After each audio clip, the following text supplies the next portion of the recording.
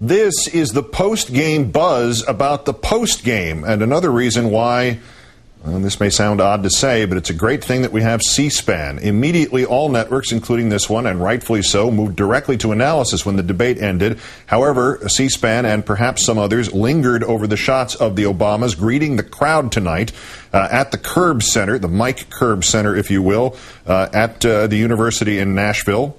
This went on for about 20 minutes.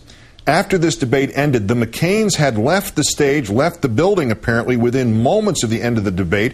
At 10:43, it is reported, the C-SPAN announcer said Senator McCain and his wife have left, just to explain why the camera shot seemed to be lingering on the lingering Barack and Michelle Obama. Joining us now, Pat Buchanan of MSNBC, and back once again, Rachel Maddow. And we showed that for many reasons, one of which was to inform you about it, but also because that's where Rachel wants to begin tonight.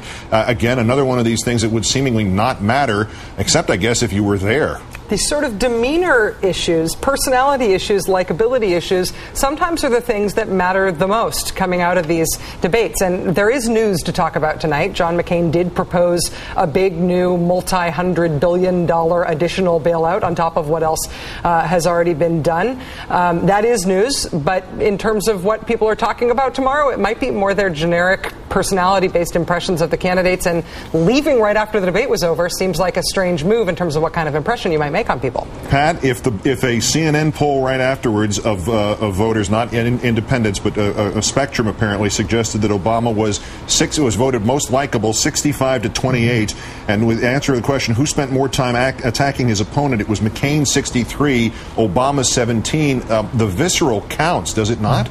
Oh, it does. It's and I would agree with that 100%. I think McCain was the aggressor, as we said earlier, and I think he came in with a little more fight and more heart. When you do that, Keith, you take a risk that you come off as, look, that's a mean guy. And Barack Obama is, frankly, he's very gifted in this sense. He's a very likable person. He's got a good sense of humor. He smiles. And when he's got a witty riposte, he usually stops short of really driving it home hard. And he is a likable guy. And I think the fact that, a lot of people will prefer not to have somebody as an aggressor. But the point of McCain is this. He doesn't have any choice, Keith. Mm-hmm. This thing, the events are breaking so huge, 500 points on the Dow. Events are in the saddle and ride mankind, if you will. And I think he's got to make sure the country wants change. He's got to persuade the country that Obama is risky change. He's unreliable change. He's not a truthful guy. All these things they're going to have to do, or they're not going to win this race. And I understand, Pat, that in a situation like that, you have to maybe take a little risk yourself while blaming the other guy for being too risky. But that brings us back to this idea of bailing out individual mortgages to the tune of $300 billion, yeah, which is a pretty strong gamble that you're going to get a lot of mileage out of that without alienating most of your base, isn't it? Oh, and I think a lot of our folks are wondering what he's talking about. We've been tapped for $700 billion already, and you hear all about these other things. And so I think that's not going to go down well with the base. I guess he's appealing here, Keith, to the moderate, centrist, liberal Republican votes and the voters he used to have, some of whom have probably been lost.